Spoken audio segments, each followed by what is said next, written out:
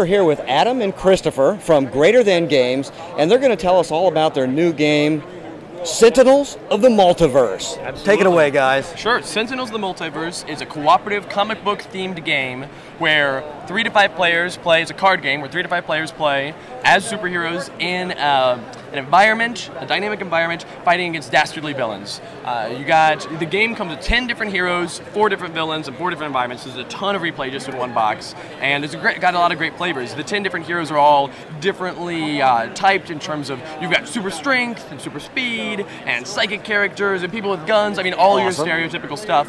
But all of the 10 decks also play differently too. If you're familiar with other card games, you've got like a burn deck, and then you've got like a recursive loop deck and a buff deck. So all sorts of different strategies too. Sweet.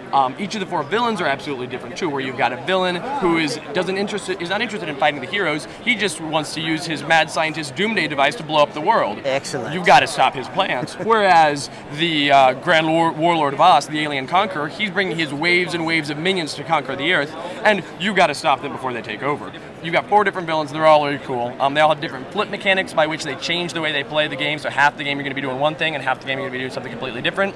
And all of them have a really great flavor. Also, no hero is ever out of the game.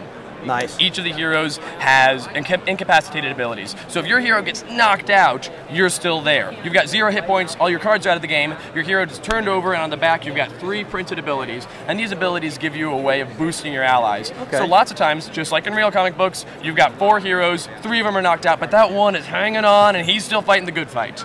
Excellent. Well, that sounds fun. Now, this is probably not a game you designed yesterday, right? No. It was 3 or 4 weeks ago. Probably. Oh, okay. Yeah. Excellent. Yeah. So why don't you tell people about kind of how the game came about? Well, we the 2 of us have known each other since we're children. 10-year-olds. And last week? 3 or 4 years. We've played games consistently through our whole lives together. Most of the time, what we would do is buy a game that was competitive and convert it into something cooperative. Cool. So we've done that with a billion different games and tried to find something that suited what we wanted, and we couldn't exactly find the game that we really wanted to play, so we just decided to make it. And about a year ago, we actually. started work last October. Well, we've been working on a game similar to this for the last 7 years, you could say.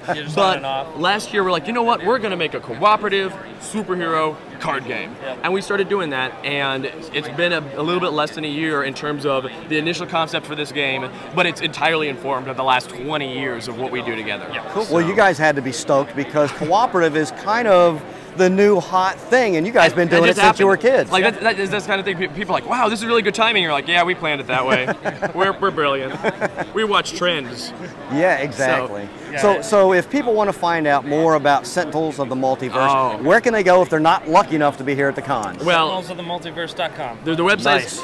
We also have a Facebook account, facebook.com/SentinelsOTM. We have a Twitter, twitter.com/SentinelsOTM. And these things, tons of information out there. The website's got some forums, it's got lots of good information. You can order the game from us. It'll link you to the Facebook and the Twitter. Okay. And also, you can sign up for a mailing list there that you'll get news about upcoming expansions.